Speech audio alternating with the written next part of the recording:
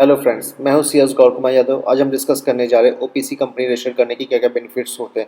OPC का मतलब होता है 1% कंपनी का हम रजिस्टर करते हैं तो उसके क्या क्या बेनिफिट्स मिलेंगे उसके डायरेक्टर्स को, मेंबर्स को, कंपनी को। तो सबसे पहला बेनिफिट होता है separate legal entity. Separate legal entity का मतलब होता है कंपनी का अलग पहचान होती है। जैसे हमारा आधार कार्ड होता है, वोटर आईडी होता है, पैन कार्ड होता है, ऐसे ही कंपनी का सीओ या तो जैसे सर्टिफिकेट ऑफ इनकॉर्पोरेशन कहते हैं, और वो कंपनी का भी पैन कार्ड बनता है। तो उस पैन कार्ड बनने का मतलब होता है कंपनी को बता दें कब वो इनकॉर्पोरेट हुई है, उसकी डेट ऑफ बर्थ क्या है और किस कंट्री में इनकॉर्पोरेट हुई है और वहाँ कहाँ की रेसिडेंस है वहाँ की। और सेकंड सीओआई डिफाइन करता है उसके आधार कार्ड और पहचान पत्र की तरह, जो उसको डिफाइन करता है वो कब रजिस्टर्ड हुई है, क्या नाम से रजिस्टर्ड हुई है और किसने रजिस्टर्ड करी, सब चीज़ों के बारे में डिटेल्स होती है। तो इसी चीज़ को कंपनी एक्ट 2013 बताता है। सेकंड उसमें पावर आती है स्यू पावर। जैसे कंपनी कोई एग्रीमेंट करती है किसी पर्सन के साथ, अगर वो पर्सन एग्रीमेंट को डिफॉल्ट करता है तो उस केस में कंपनी उस बंदे पे केस कर सकती है।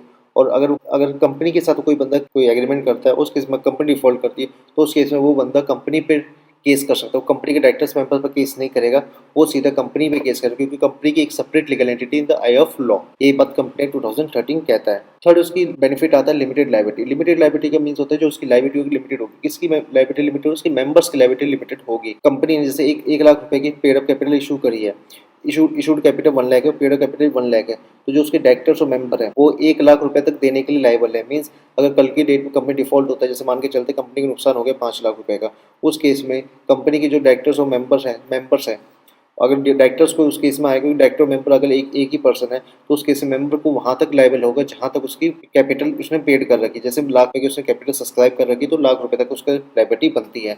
उस केस में लाख रुपए तक की पेमेंट करेगा। अगर उस केस में अगर कोई उसने कोई जानबूझ के फ्रॉड करा, ये सब करा, तो उस केस में उस पर लायबिलिटी ऑटोमेटिकली आ जाएगी। तो उस केस में उसे खुद पे करना पड़ेगा। मीन्स कोई अगर फ्रॉड इंटेंशन से हुआ है तो उस केस में डायरेक्टर्स और मेंबर्स खुद लायबल है। अगर वो इंटेंशनली नहीं है, कंपनी नॉर्मल बिजनेस के थ्रू हुआ है, तो उस केस में वो लायबल है अपनी पेड कैपिटल के तक। अगला उसमें बेनिफिट आता है OPC can on property. Means एक ओपीसी कंपनी रजिस्टर्ड होगी तो आपको पहले बताओ जो सेपरेट लीगल एंटिटी होती है तो वो अपने नाम पे प्रॉपर्टी भी ओन कर सकती है। मीन्स कोई वो बिल्डिंग बनाना चाहती है, कंस्ट्रक्ट करना चाहती है, तो एग्रीमेंट करना चाहती है, कंपनी सेल कर सकती है कोई एग्रीमेंट पे या खरीद सकती है, तो उस केस में कंपनी अपने नाम पे कुछ भी कर सकती है। तो वो जो भी चीज़ होगी कंपनी के नाम पर रजिस्टर्ड होगी। कंपनी का आर्टिफिशियल पर्सन है बट उसके पीछे एक्ट करने वाले नेचुरल पर्सन है। तो इस चीज़ का आपको ध्यान रखना है कि कंपनी कोई भी प्रॉपर्टी ऑन कर सकती है। मीन्स वो किसी प्रॉपर्टी को सेल भी कर सकती है और रीसेल भी कर सकती है। इसमें अगला बेनिफिट आता है a person is required to be registered OPC. Means अगर आपको प्राइवेट कंपनी बनानी है, पब्लिक कंपनी बनानी है, तो उसमें आपको मिनिमम 2% या 3% की रिक्वायरमेंट होती है। बट अगर आप ओपीसी बनाए तो आप 1% से भी नॉमिनी को ट्रांसफर हो जाएगी। इस चीज़ को कंपनी टू। थर्ड इसमें बेनिफिट है no cash flow statement required. जो भी कंपनी के एनुअल अकाउंट्स बनते हैं, बुक ऑफ अकाउंट्स बनते हैं, बुक ऑफ अकाउंट्स में बनता है PNL account, income expenditure account, cash flow statement और बैलेंस शीट। तो उस केस में कंपनी को अपनी कैश फ्लो स्टेटमेंट बनानी पड़ती है। कैश फ्लो स्टेटमेंट एक स्टेटमेंट होती है जो कंटेन करती है जो भी इंफॉर्मेशन होती है कैश ट्रांजेक्शन में, कंपनी कैश और बैंक के थ्रू कोई भी ट्रांजेक्शन हुए उन चीज़ों की एक स्टेटमेंट होती है। वो रिकॉर्ड करते कितना डेबिट हुआ, कितना क्रेडिट हुआ, कितना डिफॉल्ट हुआ, कितना सस्पेंस अकाउंट में गया, इन सब चीज़ों की स्टेटमेंट बनाती है। तो वो स्टेटमेंट को ओपीसी को बनाने की जरूरत नहीं होती, बट प्राइवेट और पब्लिक कंपनी को बनानी पड़ती। तो इसलिए आपको बहुत बड़ा खर्चा आपके ऊपर चला जाता है। आप को कैश फ्लो स्टेटमेंट बनाने की जरूरत नहीं है। तो अगला बेनिफिट आता है नो ऑडिटर रिक्वायर्ड। ऑडिटर जो कंपनी के बैलेंस बुक्स ऑफ अकाउंट्स बनते हैं या बैलेंस शीट बनती है, पीएनएल अकाउंट बनता है, तो उस केस में आपको ऑडिटर अपॉइंट करना पड़ता है। प्राइवेट कंपनी, पब्लिक कंपनी, वो उस पर साइन करता है, अपनी रिपोर्ट देता है कि कंपनी के फाइनेंशियल सही बने हैं नहीं बने, क्योंकि वो एक ट्रांसपेरेंसी का फैक्टर आ जाता है उस केस में। बट ओपीसी में 100% शेयर होल्डिंग खुद बंदे की है, तो उसमें किसी थर्ड पर्सन का इंटरेस्ट जुड़ा हुआ नहीं है, तो उस केस में उसे ऑडिटर अपॉइंट करने की रिक्वायरमेंट नहीं होती। मीन्स उसको एक जैसे प्राइवेट कंपनी, पब्लिक कंपनी का ऑडिटर अपॉइंट करना पड़ता है, बट इसमें कोई ऑडिटर अपॉइंट नहीं करना पड़ता। तो उस रिक्वायरमेंट से वो बच जाता है और उसे कोई ऑडिटर की रिक्वायरमेंट की फीस पे करने की कोई जरूरत नहीं पड़ती एमसीए को। प्लस कोई ऑडिटर को भी अपॉइंटमेंट करने के लिए कोई ऑडिटर को भी पेमेंट नहीं करनी पड़ती। अगला बेनिफिट होता है ट्रांसफर ऑफ शेयर। अगर कोई पर्सन ओपीसी बनाता है तो वो ओपीसी अपने शेयर को ट्रांसफर भी कर सकता है, मतलब वो दूसरे पर्सन को भी ओपीसी ट्रांसफर कर सकता है। बट ये ध्यान रखना कि जिस पर्सन को ओपीसी ट्रांसफर कर रहा है, अगर वो ओपीसी कंपनी पहले से ही है तो उसमें ओपीसी नहीं बन सकती। क्यों? क्योंकि एक ओपीसी दूसरी ओपीसी में मेंबर नहीं बन सकती। आपको ये रिक्वायरमेंट पहले याद रखनी है। और एक ओपीसी में आर्टिफिशियल पर्सन वो मेंबर नहीं बन सकता। मीन्स एक कंपनी मेंबर कभी नहीं बन सकती एक ओपीसी के अंदर। ये चीज़ भी आपको ध्यान रखनी है।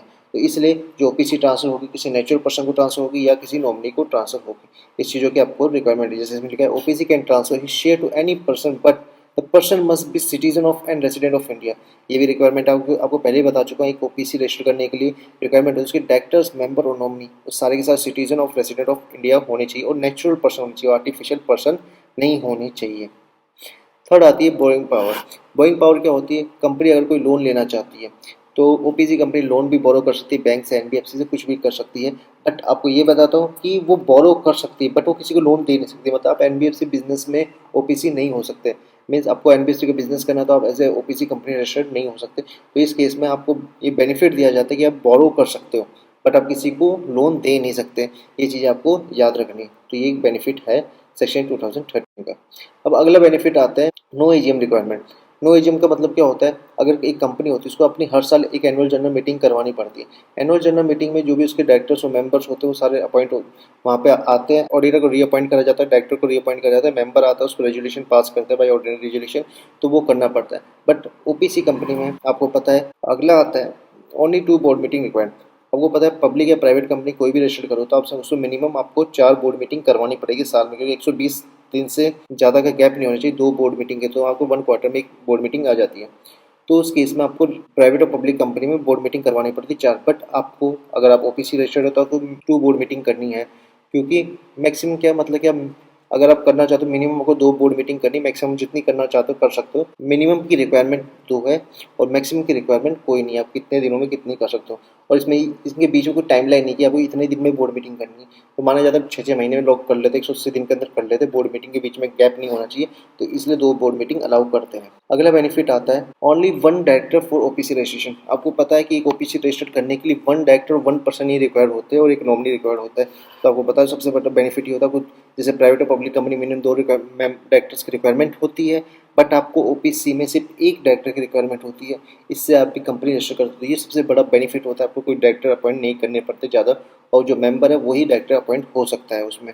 और अगर आपको 1 पर्सन कंपनी रजिस्टर करवानी है तो आप हमें कॉन्टैक्ट कर सकते हो हमारे व्हाट्सएप नंबर पर, हमें मेल कर सकते हो हमारी मेल आईडी पे, और आप हमारी वेबसाइट पर विजिट कर सकते हो और वहाँ पे देख सकते हो क्या क्या प्रोसीजर है, क्या क्या डॉक्यूमेंट्स की रिक्वायरमेंट है, आप वहाँ पे देख सकते हो, हमें कांटेक्ट कर सकते हो।